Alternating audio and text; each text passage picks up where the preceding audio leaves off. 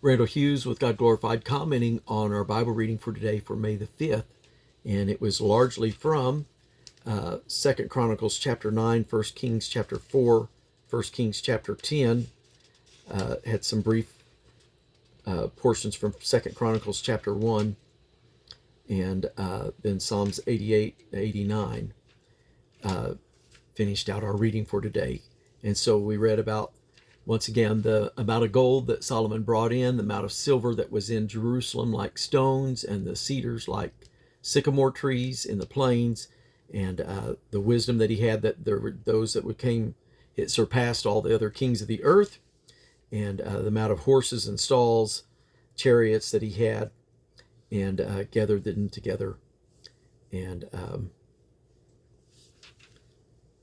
something interesting there is that in 1 Kings chapter 4, it mentions the fact that he spake 3,000 proverbs, and his songs were 1,005. So we just have a small portion of the writings of Solomon in the book of Proverbs and in the Ecclesiastes and the Song of Solomon.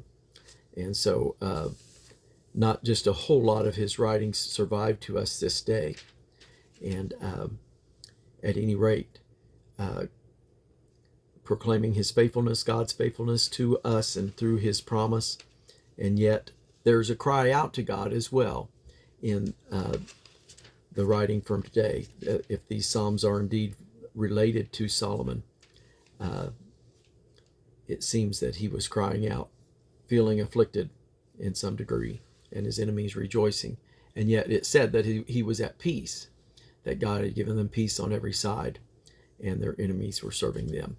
And so not a huge amount to discuss probably.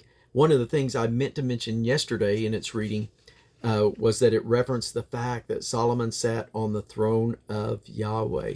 Specifically, it called it the throne of Yahweh. And so it's more than once that it says that. And it's interesting, clearly ruling over Yahweh's people. Yahweh had placed his name in Jerusalem. The ark was there where his name dwelt, and the temple was for his name. And so some key things to consider in regards to Solomon and Jerusalem and relating to God. And so anyway, that's going to conclude our comments for today. Some days we will have far more comments when there's doctrinal things that come into play, but kind of brief on probably the majority of the days overall. So that concludes our comments for the day. I pray that you have a blessed day in Jesus. God bless you.